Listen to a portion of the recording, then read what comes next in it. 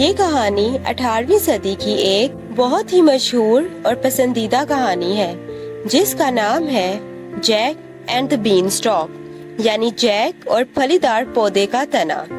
ایک دفعہ کا ذکر ہے کہ ایک چھوٹے سے گاؤں میں ایک غریب بیوہ اور اس کا بیٹا رہتے تھے جس کا نام جیک تھا۔ وہ بہت غریب تھے اور ان کی ملکیت میں ایک ہی گائے تھی جس کا نام ملکی وائٹ تھا، لیکن ایک دن ملکی وائٹ نے دودھ دینا بند کر دیا۔ اب اس بیوہ کے پاس اس کے سوا کوئی اور راستہ نہیں تھا کہ وہ جیک کو گائے بیچنے کے لیے بازار بھیجتی تاکہ کھانے کے لیے کچھ پیسے مل سکتے۔ بازار جاتے ہوئے جیک کو ایک عجیب آدمی ملا جس نے اسے ایک مٹھی بھر جادوئی بیجوں کے بدلے میں ملکی وائٹ خریدنے کا کہا۔ آدمی نے دعویٰ کیا کہ یہ بیج بہت خاص ہے اور جیک کو ایک اچھی قسمت کی طرف لے جا سکتے ہیں۔ جیک ایک سادہ سا لڑکا تھا، اس نے اس تجارت کو قبول کر لیا، یہ سوچتے ہوئے کہ یہ بیج اس کی اور اس کی ماں کی مدد کر سکیں گے۔ جیک جب وہ بیج لے کر گھر آیا تو اس کی ماں اس پر بہت غصہ ہوئی اور اس نے غصے میں وہ بیج کھڑکی سے باہر پھینک دیے۔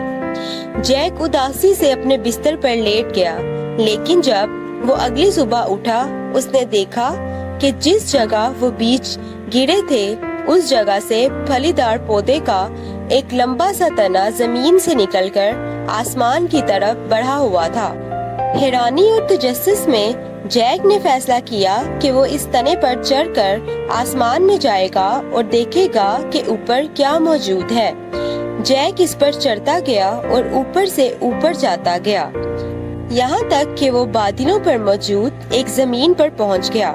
جیک نے وہاں ایک بہت بڑا محل دیکھا، وہ محل میں چھپ کر داخل ہو گیا اور اس نے دیکھا کہ وہاں ایک خوفناک جن رہتا ہے جو نیچے موجود زمین سے خزانہ چرا کر لاتا ہے، اور اس کے پاس ایک جادوئی بین ہے جو خود بخود اچھا میوزک بجاتا ہے، اور ایک بطخ بھی ہے جو سونے کے انڈے دیتی ہے۔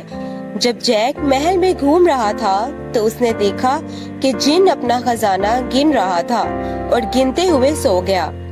جیک نے فیصلہ کیا کہ وہ یہ خزانہ چرا لے گا اور بھاگ جائے گا۔ جیک نے وہ بین اور بطخ اٹھائی اور تنے سے نیچے کی طرف بھاگا۔ جن جاگ گیا اور وہ بھی اس کے پیچھے بھاگا، لیکن جیک جن سے پہلے زمین پر پہنچ گیا اور جلدی سے جیک نے تنے کو آری سے کاٹ دیا اور جن نیچے گر گیا۔ چوری کیے ہوئے خزانے کی وجہ سے جیک اور اس کی ماں اب امیر بن چکے تھے، وہ اب ہنسی خوشی زندگی گزار رہے تھے، انہیں اپنی غریبی کی کوئی پرواہ نہ تھی۔